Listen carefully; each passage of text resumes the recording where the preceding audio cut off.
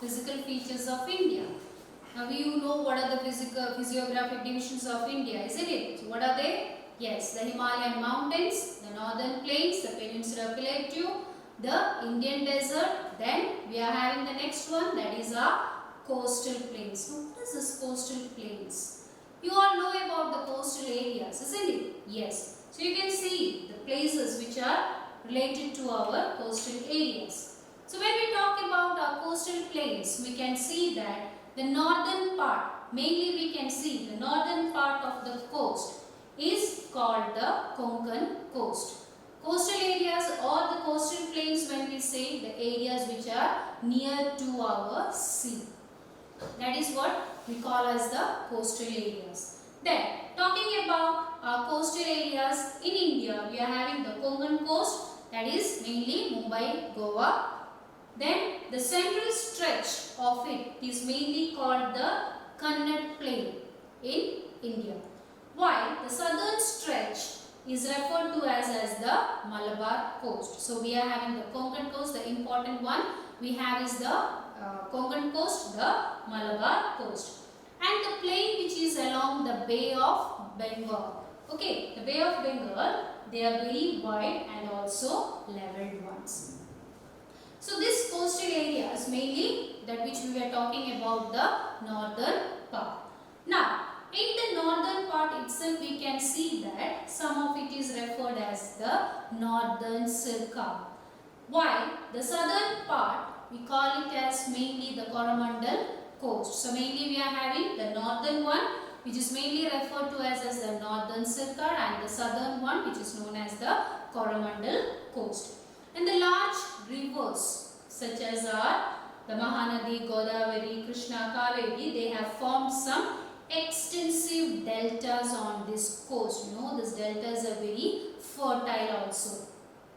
The Lake Chilka, you might have heard about, which is situated in Odisha, is an important feature along the eastern coast. So mainly the things that we have to remember about our coastal plains is that the first thing, that is about our Konkan coast between Mumbai and Goa. Then we have got our Malabar coast, that is which is the southern stretch, that which we call as our Malabar coast.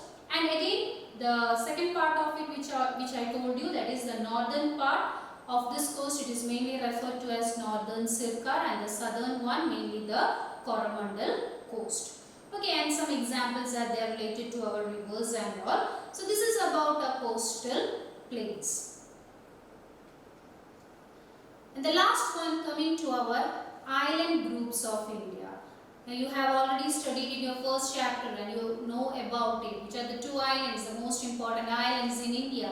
Yes, that is Lakshadweep Island and the Andaman and Nicobar Island.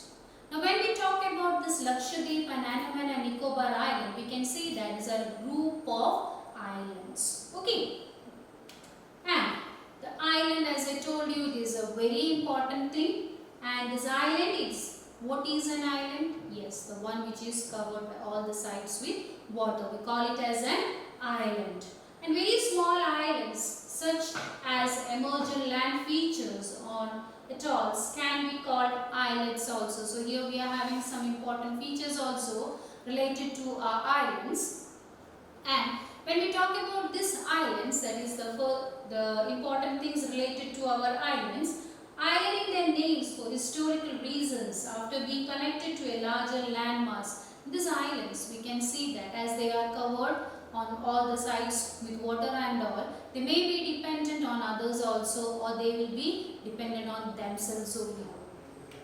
And here, first one, our Lakshadweep Island. When we talk about our Lakshadweep Island, we can see that there are 36 coral islands. Corals is something sea animal, okay, out of that because it is made up of, that constitute Lakshadweep Islands. And among this, we can see that only 10 are inhabited by the people, and only 6 have been opened for tourism.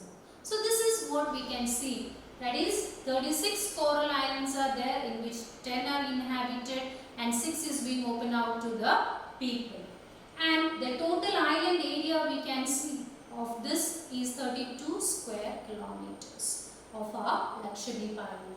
And these islands they are formed mainly of the coral deposits are called atolls, and they are something of a circular or horseshoe shaped coral reefs. You might have seen them.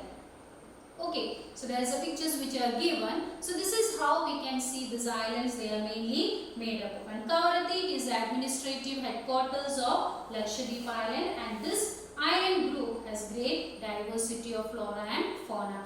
And one important thing is also there, mainly tourism and all. Okay, so as it is very beautiful to see, that's also a tourist spot. And the Lakshadweep Island, it lies close to the Malabar coast of Kerala. It is easy for us. And this group of islands, as I told you earlier, it is mainly composed of small coral reefs, or we can say coral islands. And this, they were known by different names as Lakshadweep, Minikoya and all you might have heard.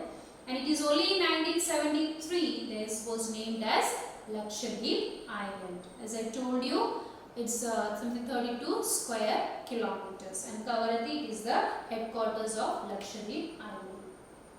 Coming to our Andaman Nicobar Island, Andaman and Nicobar, that means two parts. To the northern it is Andaman, and south the Nicobar Islands. And this Andaman and Nicobar Island, when we compare this two, that is the Lakshadweep Island and the Andaman and Nicobar, this is comparatively bigger than the Lakshadweep Island.